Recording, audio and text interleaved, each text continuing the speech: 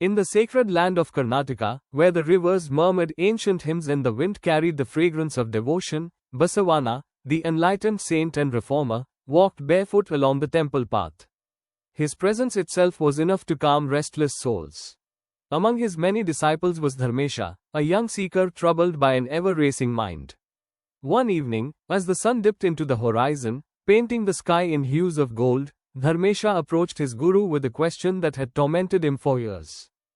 Dharmesha bowed before Basavana and said, "Guruji, my mind never stops. Thoughts run like an uncontrolled river, pulling me into worries, regrets, and desires. Even when I sit in meditation, my thoughts race faster. How can I silence them?"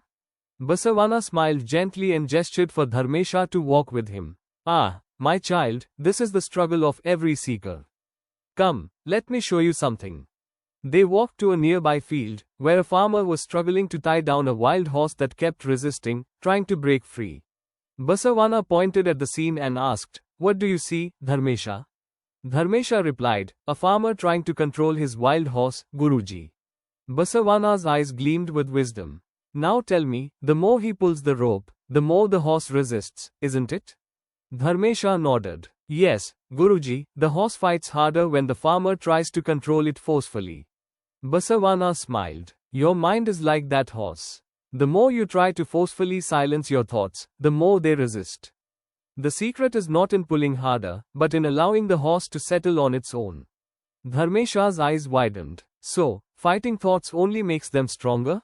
Basavana nodded. "Yes, my child. Instead of fighting your thoughts, observe them without resistance. Let them arise and pass, like clouds in the sky. Soon, they will lose their power."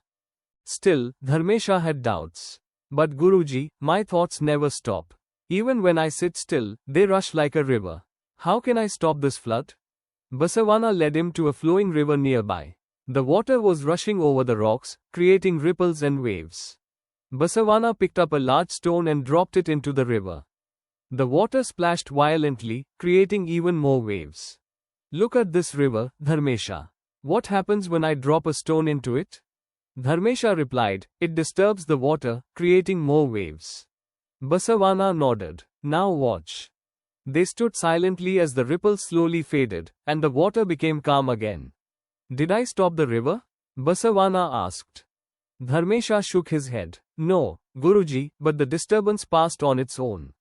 Basavana's voice became soft yet powerful. "Your mind is like this river. Thoughts will come and go. But if you do not throw stones of resistance, the river will settle on its own. Silence is not something you force, it is what remains when you stop interfering." Dharmesha gasped. "Then I should not try to stop my thoughts. I should simply let them flow without attaching to them."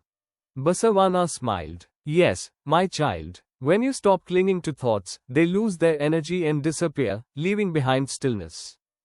Still, one last doubt lingered in Dharmesha's mind. "But Guruji, even if I let thoughts pass, they keep coming back. How can I ever be free from them?" Basavana pointed to the vast sky above them. The sun had set, and soft clouds floated across the darkening sky. "Tell me, child, what do you see?" Dharmesha replied, "I see the sky and clouds moving across it." Basavana continued, "Do the clouds belong to the sky?" Dharmesha thought for a moment. "No, Guruji, they simply pass through."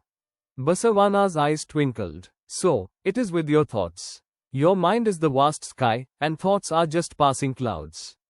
They do not belong to you unless you hold on to them." Dharmesha's heart pounded with realization. "Then all I need to do is stop identifying with my thoughts. Just like the sky does not chase clouds, I should not chase my thoughts." Basavana placed his hand on Dharmesha's head. "Yes, my child. Thoughts are guests, you are the host. Let them come and go, but do not serve them tea." For the first time, Dharmesha stopped fighting his mind. He no longer tried to silence his thoughts forcefully. Instead, he watched them arise and fade. That night, as he sat in deep meditation, the river of thoughts slowed, the wild horse calmed, and the clouds drifted away. And in that stillness, Shiva was there. Now, the moral of the story: how to silence the running thoughts? The more you fight thoughts, the stronger they become. Let thoughts arise and pass without resistance, like clouds in the sky.